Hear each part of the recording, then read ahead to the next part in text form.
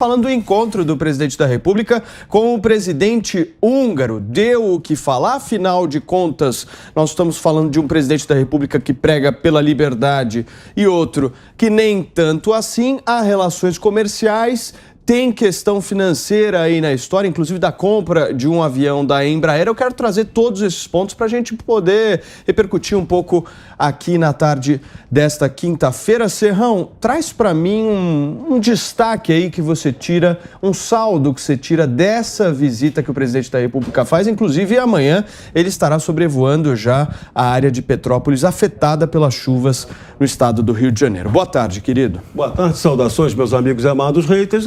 É o ultrapragmatismo das relações diplomáticas do governo Bolsonaro. É essa diretriz ficou definida pelo Itamaraty e, de agora em diante, o ponto é tratar objetivos comerciais para o Brasil. Da mesma forma como houve acordo com a Rússia e acordo com a Rússia e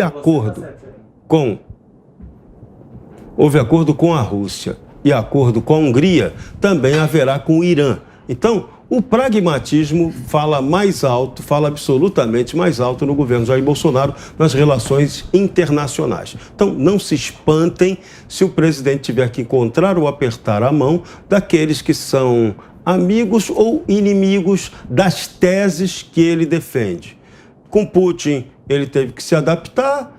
Agora, com o presidente da Hungria, do mesmo jeito. E se ele tivesse que ir ao Irã, imagina o que teria que ser. Então, é o Brasil, acima de tudo, pragmático. Esse é o lema que está operando. O presidente da República disse que existem semelhanças de valores entre as nações, tanto o Brasil quanto da Hungria. A gente conversou ontem aqui no programa bastante a respeito dessa relação Brasil e Rússia. Mas no caso da Hungria, nós estamos falando de um ditador um pouco mais feroz, não? Paulo, vou ter que discordar de você nesse ponto. Existe uma demonização midiática muito ampla e que corrói um pouco o entendimento a respeito de algumas personalidades no âmbito internacional. Uma delas é, no caso, o líder da Hungria, que está sendo agora objeto de mídia e algum tipo de atenção jornalística do Brasil.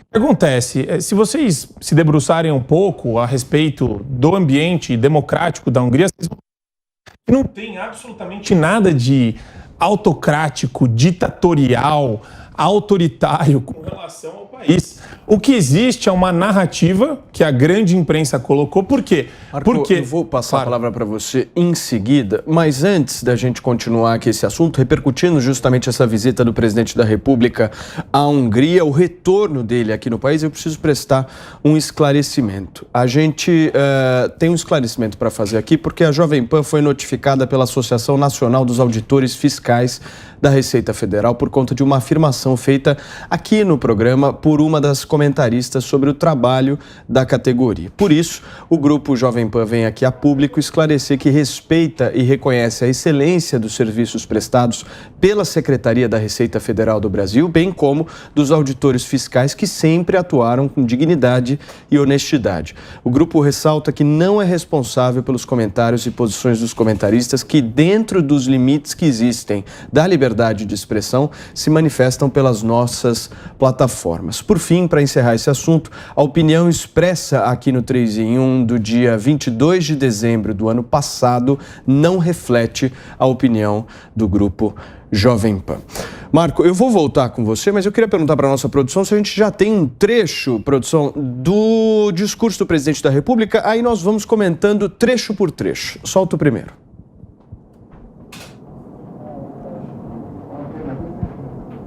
Foi uma reunião bastante útil, porque além de assinarmos alguns acordos, alguns protocolos de intenções, também, na particularidade, trocamos informações sobre uma possibilidade ou não de uma guerra entre a Rússia e a Ucrânia, e passei para ele o meu sentimento que tive dessa viagem, até mesmo pela coincidência de ainda estarmos em voo para Moscou e parte das tropas russas serem desmobilizadas da fronteira. Entendo, sendo coincidência ou não, como um gesto de que a guerra realmente não interessa a ninguém. E não interessa ao mundo que dois países entrem em guerra, porque todos perdem com isso. Em especial, obviamente, a vizinhança, que é uma preocupação do Orbán aqui e do seu presidente. Muito bem, tá aí um pequeno trecho da fala do presidente da República hoje, logo cedo. Marco, vou continuar contigo justamente buscando aí uma fala sua e um comentário seu a respeito dessa independência que o Bolsonaro prega em relação à Amazônia e se isso realmente é visto dessa maneira lá fora. Com relação à Amazônia, o discurso está alinhado, é correto, a gente tem aqui uma preservação que é indiscutível, basta fazer uma análise bastante simples de dados com relação ao que a gente tem preservado versus Europa, versus Estados Unidos. Mas o meu ponto aqui, Paulo, acho que o mais importante para a audiência é destacar como existe um processo difamatório e de demonização de pessoas que pensam de maneira conservadora ou de maneira liberal. E esse processo se dá meio que, olha, fica quieto, ele é um autoritário, ele é um autocrata, não discute. Se você discutir, você apoia o autocrata, quando na verdade, se você pegar os planos, o programa do líder da Hungria, no caso, né, você vai ver que ele simplesmente defende uma fronteira forte, né, ele defende meios de imigração legal, ele não defende imigração ilegal, defende valores tradicionais de família, etc. Só que quando você puxa toda a rede de comunicação do exterior, a velha imprensa, você percebe que eles têm essa tendência de querer demonizar a pessoa. E tem um ponto também que é interessante levantar, que o George Soros também é da Hungria, nascido lá. E ele faz uma campanha financiada aí por várias entidades internacionais e ONGs que promovem exatamente essa imagem do país dele. Então, existem interesses que a gente não consegue explicar, mas existe uma campanha ampla, desfavorável e difamatória com relação à Hungria, que não tem nada a ver com Rússia. Não dá para fazer o paralelo, e aqui eu não estou fazendo equivalência também. A Rússia também não é autocrata. Não, a Rússia é um país bastante peculiar, mas você não pode comparar a Rússia com a Hungria, né, em questão de valores, nem de regime democrático. Quem é mais autoritário? Sem sombra de dúvida, a Rússia. E eu vou te falar mais, o judiciário brasileiro é mais autoritário que a Hungria também. Muito mais autoritário que qualquer coisa que o Piperno possa falar da Hungria aqui nesse programa. Agora, nós estamos numa discussão aqui de quem é mais autoritário, porque, Constantino, você como um liberal que eu conheço, acredito que você tenha certas restrições em relação a esse regime que existe na Hungria já desde 2010, pelo Viktor Orbán, que, querendo ou não, é um presidente, podemos chamar assim, né, de presidente que mexeu no judiciário do país, que de alguma forma interviu nos jornais independentes da nação, que perseguiu alguns grupos minoritários. Você acha que é compatível com a política que o Bolsonaro faz aqui no país? Boa tarde, Paulo. Boa questão, né? O Bolsonaro me parece muito mais liberal do que o Viktor Orbán. Ele ali frisou quais seriam esses valores em comum e isso já suscitou na imprensa brasileira um chilique, né? Chamando de valores fascistas. Quais seriam esses? Deus, pátria, liberdade e família. Ora, se defender Deus, pátria, liberdade e família é ser fascista, ferrou, né? Isso é banalizar o fascismo. Então, esse que é o problema. Acho que o Marco aponta para uma questão importante, que é a banalização do termo extrema-direita ou fascista pela nossa imprensa. E é a história do Pedro e do Lobo, né? Cantou tanto ali que tinha um lobo no quintal que quando aparece, aí a mãe não acredita mais. Então esse é o problema. Nós nunca vemos na imprensa a expressão extrema esquerda, nem para se referir a MST, PSOL, nem para se referir a Antifa, a Black Lives Matter. Agora, basta ser um pouquinho mais conservador, querer controlar a fronteira, falar de valores tradicionais, que vira extrema direita, ultraconservador e por aí vai. O Viktor Orbán tem coisas que me incomodam e você as apontou aqui. Eu acho que o tratamento dado à imprensa é muito diferente daquele do Bolsonaro. Diluir uma Corte Suprema é algo que só Roosevelt quis fazer nos Estados Unidos, né? Então isso é uma coisa também que me incomoda, em que pese muitas vezes a Suprema Corte agir, né, como um partido de oposição de maneira absolutamente indevida, e vamos falar disso quando tivemos que comentar as falas aí recentes, né, de Barroso, Fachin, haja militância psolista, né, nesse Supremo. Então tem coisas no Viktor Orbán que não me agradam, como tem coisas que não me agradam em Bolsonaro e em Trump.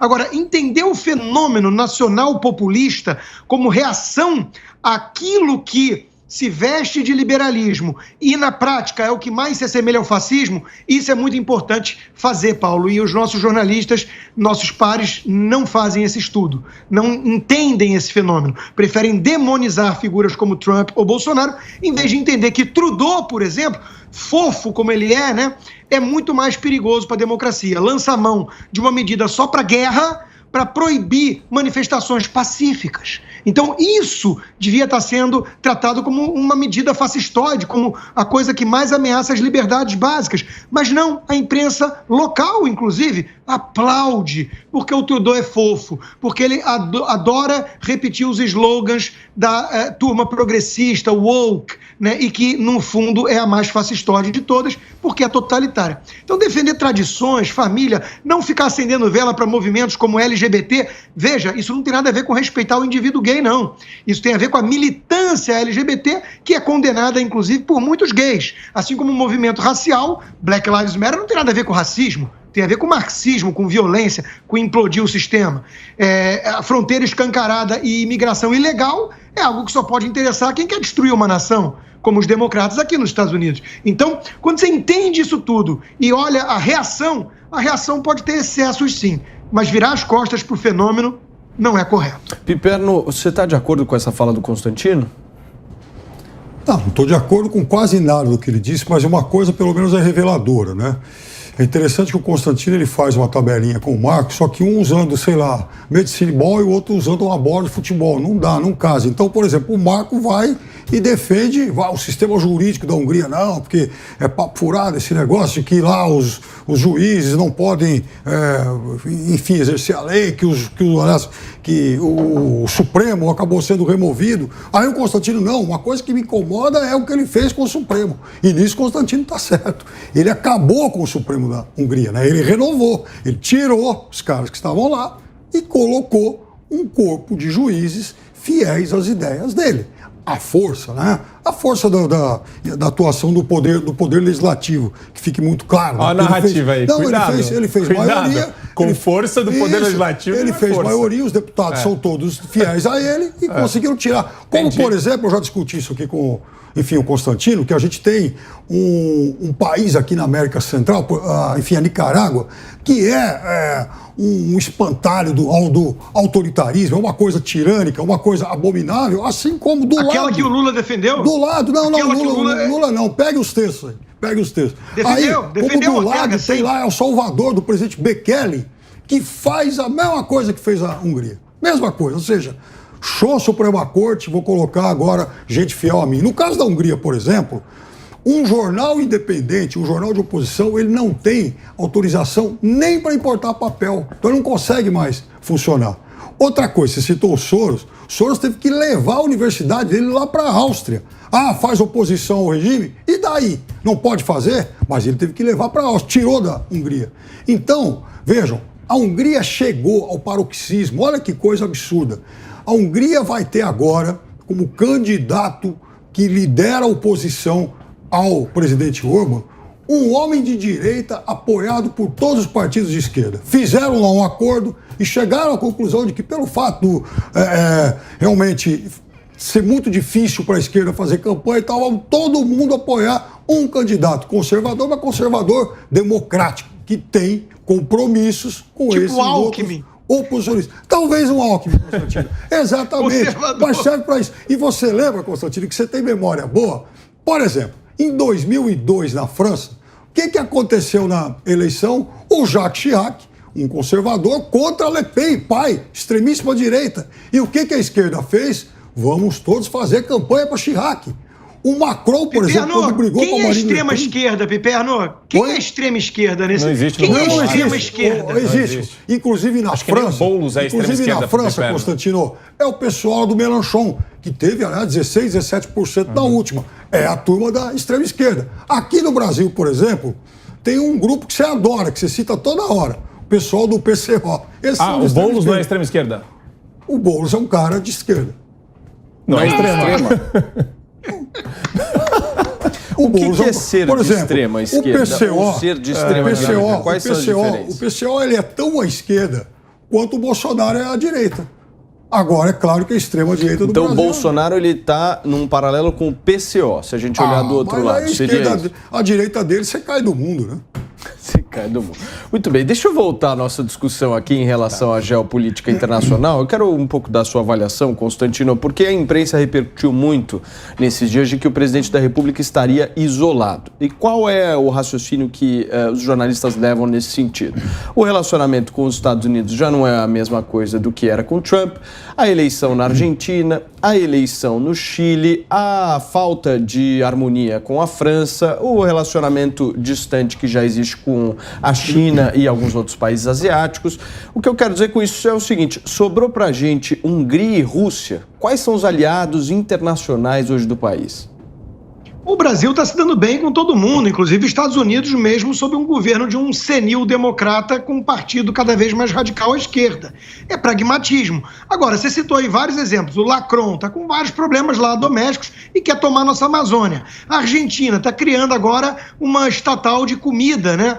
Que nem Cuba e Venezuela fizeram para combater a inflação. Quer dizer, é um país fracassado, falido e na beira do abismo. Então, veja, esses países que foram tomados pela esquerda e extrema esquerda, eles estão flertando com o caos. Então, que bom que o presidente Bolsonaro está querendo ir numa direção contrária. Agora, se o mundo está indo para essa polarização, uma extrema esquerda com uma face fofa em alguns casos, radicalizando e querendo escancarar a fronteira e querendo destruir valores tradicionais, atacar o pilar cristão do Ocidente, que bom que haja reação do outro lado, ainda que uma reação às vezes histriônica ou um pouquinho assim com um verniz autoritário. Eu prefiro isso ao que está acontecendo com a Argentina. Consta, mas o Biden não é de extrema esquerda ou de esquerda, né? Não, se a gente, por exemplo, fizer uma comparação do Biden com o novo presidente chileno, o presidente chileno é muito mais esquerdista do que ele. Sem dúvida, o presidente chileno é um xiita, né? Pelo amor de Deus. Um professor marxista, não precisa dizer mais nada. O sujeito fede e exala naftalina, né? É um fracasso, e jovem, tão jovem, né? Agora, o Biden é o quê? Um sujeito senil num partido tomado cada vez mais por uma militância radical. Então, o problema é a nova face democrata aqui nos Estados Unidos. É a cara da Alexandria Ocasio-Cortez. Quem é Alexandria Ocasio-Cortez? O Boulos de saia. Alguém que o Piperno chamaria apenas de esquerda, mas que defende Antifa, Black Lives Matter, Hamas e por aí vai. Fala, Piperno. Não, o Hamas eu não defendo não, Constantino, mas vários desses grupos aí sim. Agora tem uma coisa, por exemplo, você quer achar alguém de extrema esquerda? O presidente do Peru, por exemplo, até o Bolsonaro foi lá outro dia, fez uma foto com ele, os dois lá de chapelão. Alguns anos atrás, uns 5, 6 anos atrás, a gente encontraria muito da extrema esquerda governando a Grécia lá no Syriza. Agora, aqui no Brasil, o pessoal chega... O pessoal é o partido à esquerda do Lula, sim, o partido, aliás, do PT, um partido criado exatamente para fazer essa oposição à esquerda ao PT e fez durante muito tempo. Vai se unir agora circunstancialmente. Mas eu acho que, enfim, de qualquer forma, isso é uma discussão muito pobre, né?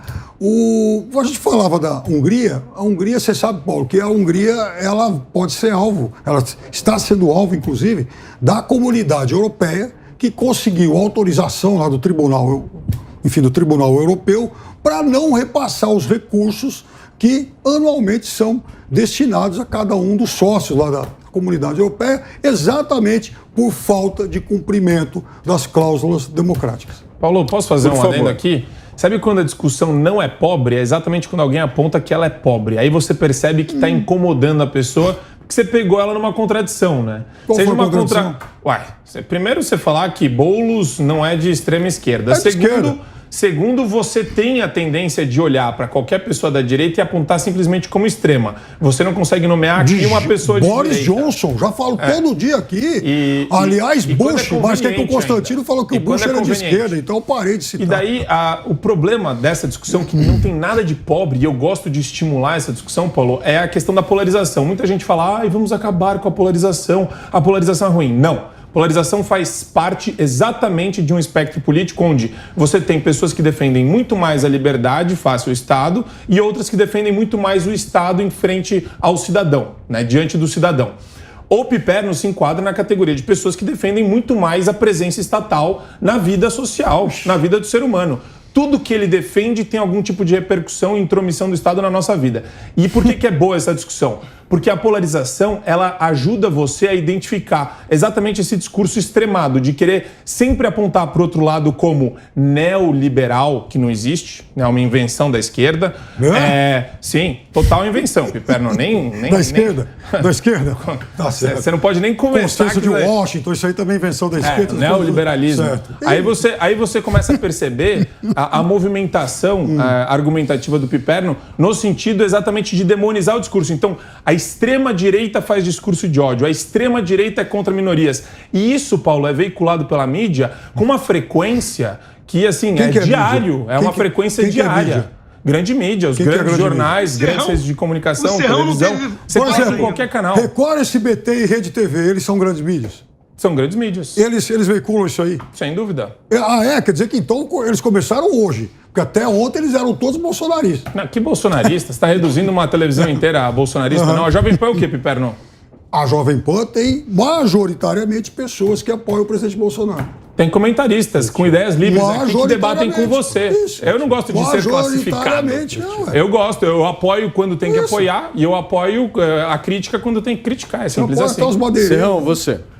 Vamos lá, eu chamei o VAR, né? Porque essa discussão de hoje de manhã do Bolsonaro sobre a Hungria, a extrema imprensa criminosa e canalha do Brasil, vamos deixar bem claro, vocês sabem quem é essa extrema imprensa. Ela contou uma mentira absoluta de novo sobre o Brasil com a Amazônia. O Brasil é o país que mais protege o meio ambiente. Nossos agricultores, nosso agronegócio, foi imposto a eles uma lei que obriga que eles tenham uma reserva legal de 20% a 25% de sua área conservada ou preservada. Isso tem sido cumprido rigorosamente. Em relação à Amazônia, eles inventam umas histórias, a lenda internacional sobre a Amazônia é impressionante. Eles falam lá na França, por exemplo, que estão fazendo plantação de soja no meio da Amazônia. Impossível. Aquele solo não permite isso, regime de chuva não permite isso. Então, o que o Brasil precisa corrigir? Precisa ter, tecnicamente, um sistema de mapas padronizados e de monitoramento permanente para que a gente derrube esse tipo de farsa. Um país que conseguiu fazer isso foi a Indonésia. Até antes do tsunami, ela também era demonizada nas questões ambientais. Eles fizeram uma padronização dos seus mapas e do monitoramento geográfico de lá. O discurso contra a Indonésia acabou. O Brasil precisa fazer o mesmo. E nós agora estamos com um exemplo magnífico. A reserva de Mamirauá, que Fernando Henrique instituiu, conheceu muito bem, ficou lá no hotel, dentro da reserva. Ela agora, o presidente Bolsonaro, na gestão do presidente Bolsonaro, ela está sendo monitorada totalmente de maneira georreferencial. Então, isso é uma inovação que o Brasil tem, que o presidente já anunciou, só que a extrema mídia insiste em repetir que o presidente Bolsonaro foi mentiroso ao dizer que o Brasil não destrói o meio ambiente. Eu ouvi uma menininha de uma emissora grande aí falar isso. Enche o saco. Parem de falar essa mentira e nós temos que defender o Brasil. Isso aqui é sério. Não dá para ficar ouvindo extrema mídia falar canalice e ninguém se contrapor a ela. Muito bem, gente. Olha só, em meio às visitas à Rússia e à Hungria que nós estamos discutindo aqui no 3 em 1, um levantamento feito pelo Poder Data retrata que 56% da população brasileira reprova a atuação de Jair Bolsonaro como presidente da República. E é justamente o assunto da nossa enquete que está aberta para você ir lá votar e participar. E a pergunta de hoje é a seguinte: você acha que o presidente da República realmente merece essa reprovação, esse 56% de reprovação, sim ou não? A sua participação no site da Jovem Pan. No final do programa eu trago o resultado parcial. Piperno, merece? Se merece, eu diria para você que reprovação é pouco, né? Você acha que deveria ser um pouquinho mais de 56%? Eu acho que o eleitor está sendo assim, está avaliando com muita parcimônia esse governo aí. Tá? O 56% é Agora, o Piperno, pensando da ótica numeral, essa rejeição, ela estagnou, né? Ela não cresceu mais, em comparação com a outra pesquisa. Acho que cresceu 1, 2 pontinhos, mas está dentro da margem de erro e não vai crescer abruptamente de um levantamento para o outro, até porque o anterior foi feito em janeiro. E veja, eu imagino que nos próximos, talvez em março, abril, é possível que isso de fato se estabilize ou até caia lá um pontinho ou outro, porque o presidente da República anunciou uma série de medidas, né, nesses últimos 50 dias mais ou menos, que elas podem ter sim um impacto favorável a ele. Serrão, como é que você vê esses 56% de rejeição e se eles realmente refletem a realidade? Inegável que Jair Bolsonaro tem uma rejeição. Até porque o cara que está no governo tem uma rejeição natural. Isso é simples. Máquina pública no Brasil é para ser estudada pela NASA. Ela não funciona direito, é complexa, tem influências ainda da estrutura cleptocrática, da corrupção. Embora você hoje não tenha um presidente que comande a corrupção sistêmica, não vai dizer que essa máquina tem santinho operando ela. Nosso establishment joga contra os interesses do povo brasileiro. Então isso é um ponto fundamental. Com relação ao desgaste do presidente, é o presidente mais atacado midiaticamente da história do Brasil, então ele tem que ter desgaste, sim. É natural que isso ocorra. Agora, o desgaste que as pesquisas apresentam não está conferindo com a presença popular de Jair Bolsonaro em vários ambientes de qualquer lugar do país. Então, esse paradoxo, uma hora ele vai ter que ser resolvido. Quem está certo? A pesquisa que diz que ele tem extremo desgaste ou quem o recebe muito bem nas ruas? A enquete aqui da Jovem Pan, por exemplo, eu duvido que ela vai dar que Jair Bolsonaro tenha 56% de desgaste. Se isso acontecer, vai ser um milagre. Então, realmente, está todo mundo muito insatisfeito com Jair Bolsonaro. Então, essa coisa de desgaste ou não, tudo agora é um jogo de propaganda. E é isso que a gente tem que compreender. A campanha eleitoral brasileira, 2022, começou levianamente muito antecipada. Isso não é bom para o país. Estamos aí alimentando um processo de tribalismo político. O establishment quer derrubar Bolsonaro de qualquer maneira. Pior que derrubá-lo. Derrubá-lo viu que não vai derrubar, porque ele construiu base política com apoio do Centrão, que vai apoiá-lo na reeleição. Mas a ideia é tentar fazer com que Jair Bolsonaro cometa alguma besteira que justifique a impugnação de sua candidatura. É esse desenho aí, esse golpezinho que vem sendo desenhado. Só que pode não acontecer.